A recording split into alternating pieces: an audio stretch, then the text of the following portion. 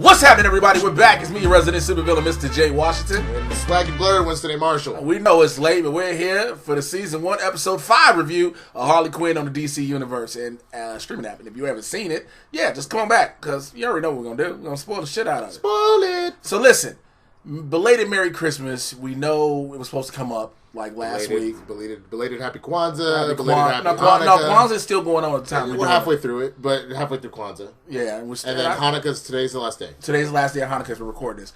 Here's the thing. Normally supposed to come out Friday. Well, Christmas was last week. And, like, some dope shit happened. Thank you to my brother and his father. And I got to hang with my 16-year-old. If you follow me on social media, you saw that a nigga was full of light and happiness. It was amazing because everybody was like, yo, you actually look happy. I am.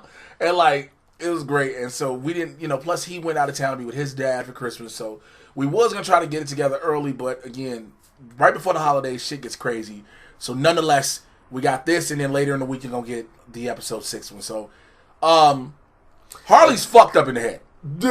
I mean, we kind of knew this, but the funny thing is we got a really funny immediate where she's trying to find a new lair with Poison Ivy. This realtor showed which, by the way, the realtor ain't shit. Because when she hit the point, was like, yeah, so what about the Joker? She's like, I'm not with the Joker. Oh, bitch, bye. Like, she just, like, everybody keeps shitting on Harley because she's not with the Joker. Well, it wasn't that. It was that she was like, well, do you not know anything about yourself? She's like, I don't know. The Joker used to make all the decisions. I don't know. Oh, yeah, then she was like, oh, yeah. He's not a part of this. But what? She showed her a volcano. She showed her Mr. Freeze's old castle. She showed her a park spot in the park. well, bro, the funniest part when they showed her the frozen castle of Mr. Freeze, what did Harley Quinn? She goes, no, I'm worried about my nips and her butts. Like, they just went into it. So then, Harley tries to figure out, they're trying to figure out why she is the way she is. Why do you make these decisions? Well, who are you? What do you think about yourself? She's like, I don't know. And so they have Dr. Psycho transport the entire crew, which is now Clayface. Well, you didn't say what happened. Harley literally has a mental break and completely shuts down. She can't move. Like, she has something happen and she just goes. And so they realize, oh fuck, we broke her. So Dr. Psycho uses his powers to get in. Now, before they go into her head, funniest part is King Shark finds a box and he's like, "Did you get his uniforms? It says Suicide Squad." And Harley's like, someone's been trying to get me to join their team for a while. I don't want to fucking do that shit. So they're all King Shark's going around putting the shirt on everybody. And at one point, Dr. Psycho sees it and says, "This shit says dry clean on it. Fuck this." Fuck this. Everybody was happy to wear their shirts. But then again, like I said, we get Dr. Psycho taking everybody into her head. Now, here's the best part. This motherfucker says, well, they get there and they're in the Hall of Memories. And it has essentially what looks like a museum. So it's like paintings of all these different memories of hers. And if you actually look at it, it plays like a video. But he goes, all right, I need to go do a hard reset on her brain. So y'all, it's hooker rules. It's hooker rules. And Ivy says, don't kiss him in the mouth. Not hooker rules. Stripper rules. Just look but don't touch. Which, by the way, let us say this as a public service announcement. Those are great rules. You should never kiss a hooker in the mouth. Also, you should be very wary about who you kiss in the mouth. Like, if you at nightclubs and you kick it. Like, I see people at the club I work at, and they be getting drunk, and dudes be kissing random chicks in the mouth. I'm like, yo, why is it... Like, you only bought a shot of Hennessy. Why is you kissing this broad in the mouth? And the same goes for women. Like, this nigga might have sores on his tongue. Don't just kiss random people in the mouth. Get to know him at least 24 hours. Like, you just can't know somebody 22 minutes and be like, oh, take this tongue in the throat. Like, this nigga sounds like a fan. He hits these posters and I'm trying to ignore it. I mean, I have the same rule. Whenever I'm single and I'm out, I don't buy drinks for random strangers. If we've been sitting there and talking for a minute, then I'll buy you a drink because I'm like, we kind of know each other now. So now it's like I'm buying something for like... Yeah, I'm not just saying. Yeah, but like, that's not my opening line. Be like, send a drink over to her. Fuck that. Because guess what? I could be out $20 and you'd be like, thank you. You don't owe anything to me. Now, I will say this. I have been the victim of the random kiss in the mouth. That's because I worked at a nightclub, and drunk chicks love the bouncer. Also, it helps that I'm built like, a hood Greek god. Like the hood version of a... I don't know, just shut up what the hood in Greece might look like. Like, the projects of Greece. No? Okay. But anyway, I've had chicks kiss, and I'd be like, okay, let me get a shot of tequila, because I have to instantly wash my mouth out. You know what I'm saying? Like, you don't keep the Listerine on deck as a bouncer? No, I should. Yeah, just keep the little baby Listerines and just pop that shit. Oh, just go swish, spit. Because I'm assuming you're outside if you're the bouncer. No, I'm the inside bouncer. I'm the club, nightclub. Well, that's fine. I mean, even then, you could get just like a psycho. Oh no, ain't no shit. Look, let me tell you something. If a woman come up to me on the street while I'm trying to get in the club, just come kiss me, and I bet you I'm pushing you in traffic. Like, is that your Uber? Oof. I bet you that's a lift. Like, so. Jesus. So Harley gets to see a whole bunch of things, and one of the things we find out while in her memories is that there's these little dream demons.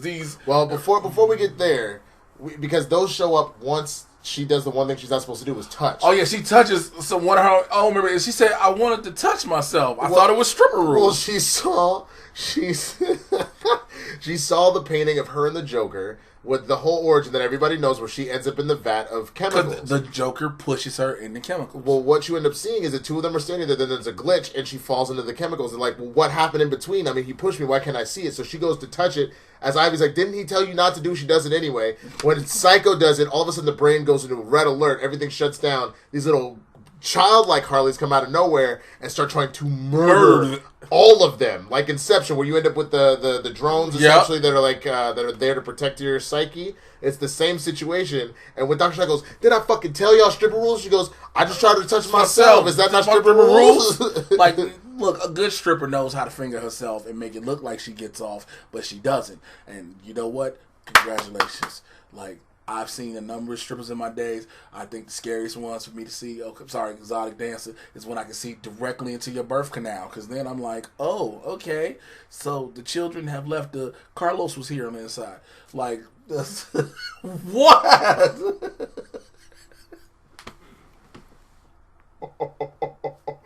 You could have picked a more generic, non-ethnic sounding name.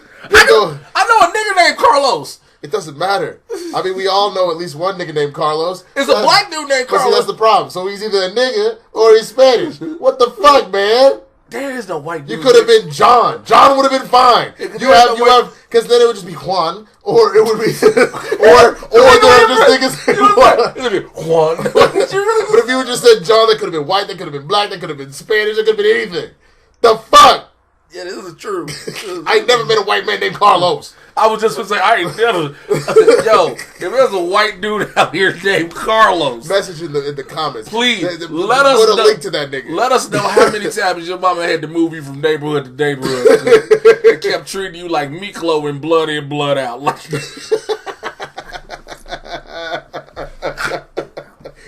alright, so now they're on the run from these little demon Harleys. but also at the same time, Sid is trying to sell Ivy's place. Remember, he told him they got to go. Because of King Shark. No other reason. And they had kicked Sid out before they went into her mind. And so the funny thing is he's like, all right, well, hurry up. I have to show the place to someone. Comes in, they're all dead on the ground, or what he thinks is dead. So he goes, oh, no. He tells people, you got to go. Come back later. And he was like, don't forget the baby. Like, they almost left the baby. And so Sid is like, fast forward, we're not going to go bit by bit. Sid like, oh shit, I gotta get rid of these bodies. So he calls his old homegirl who apparently used to be a spy with him, and they're about to burn these bodies. But throw these niggas in the incinerator, and they having all type of memories and moments, and it's like, wait, this is real dark, because it's like, they having this romantic reminder of about burning bodies. About burning bodies while they about to burn. Pride scenes.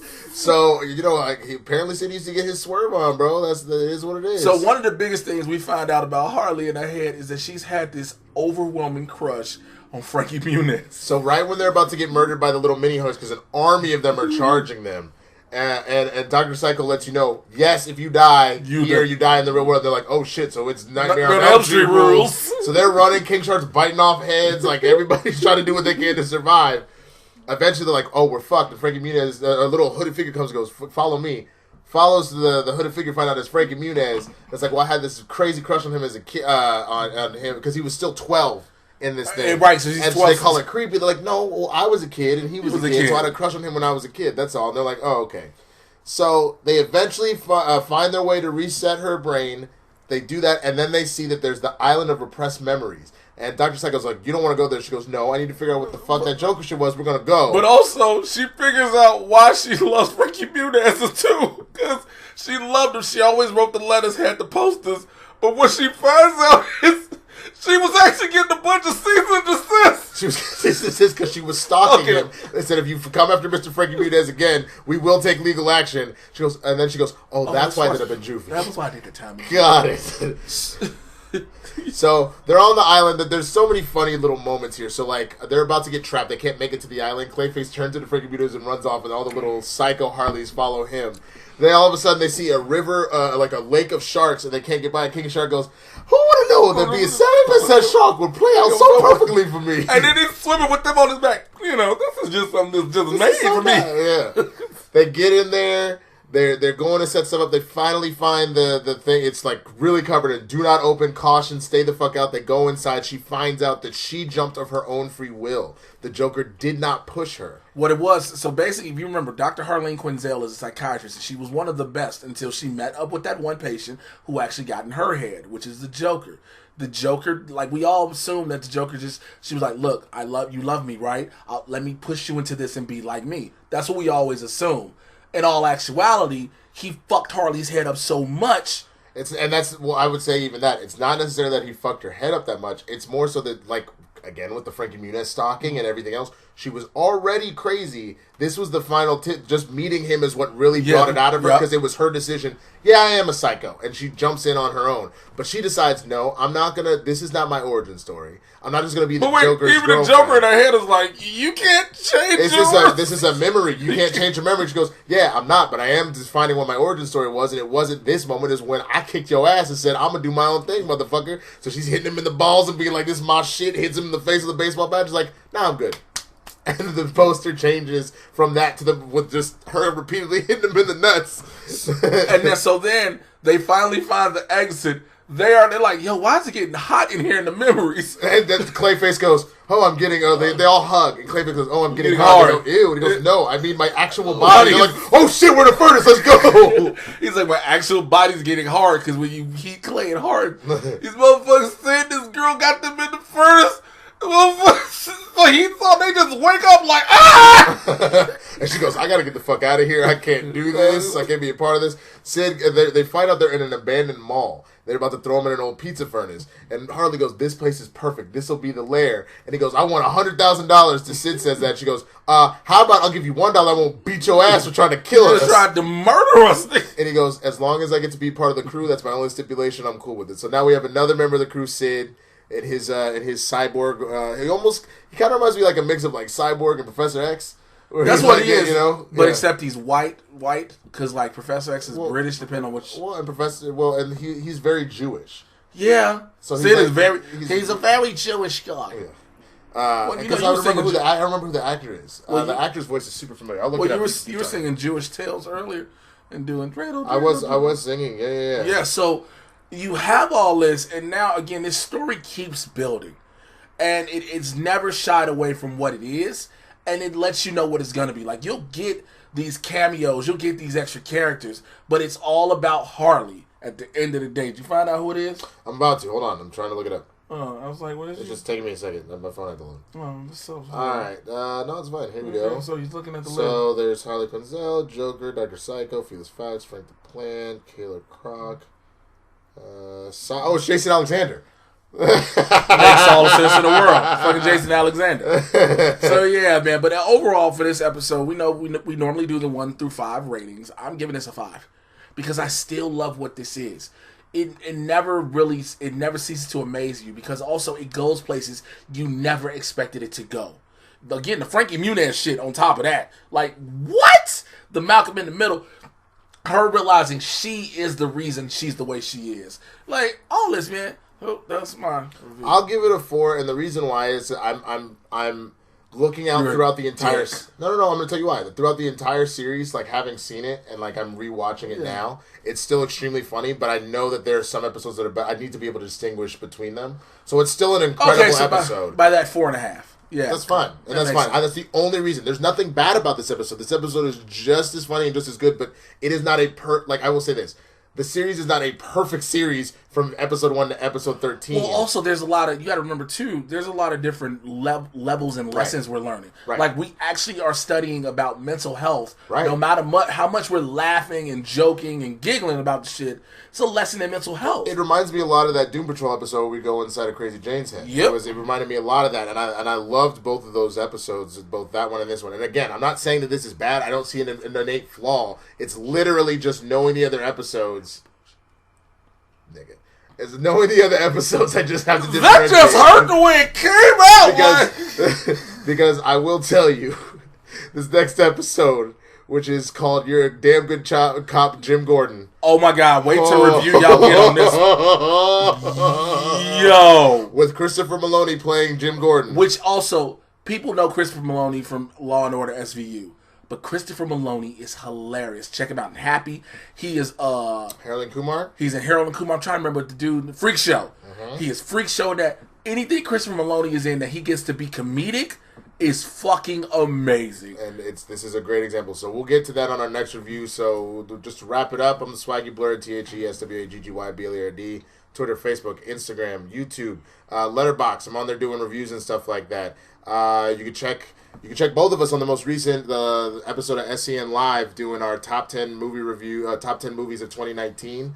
What about your shit, man? Which was very difficult to come up with, but just it's pretty hard. I mean, when you hear it last minute, like, oh yeah, by the way, just figure out your top 10 movies, nigga. And like, you haven't seen all of them too. Like I had to leave stuff off the list that I'm sure would probably make it, but I just haven't had time to see it yet. Yeah, I guess. But for me, y'all already know. Twitter, Instagram at Mr. J Washington, MRJAY. You should know how to spell Washington. Join the Supervillain Squad on Patreon, Patreon.com/Mr. J Washington. I told y'all, there's a bunch of stuff coming. Holidays happen. That is, look, I normally hate the holidays, okay? I was going to be working just to, be like, yo, fuck the world. I'm going to work and I'm going to push through. But then beautiful stuff happens. So, sorry. It's coming to you. And also, make sure you check out the Mad Titan podcast everywhere you get the podcast from. I get you caught up in everything that's happening in the Marvel and DC live action and cinematic universes. It is Barbershop Talk for Nerds. Also, I have not had an episode in a couple of weeks. Why? Because there ain't shit to talk about. Have you seen any Marvel? I don't want to probably do want to do like your wrap up of the year. Yeah, that's what I probably would do. So I'm gonna talk into it and be like, yo, this is how I thought about the year. Yahoo! And then just be like, yo, I subscribe to that for real. So make sure you do that. All right. We will holler at y'all later in the week for the next episode. Take care. We out here.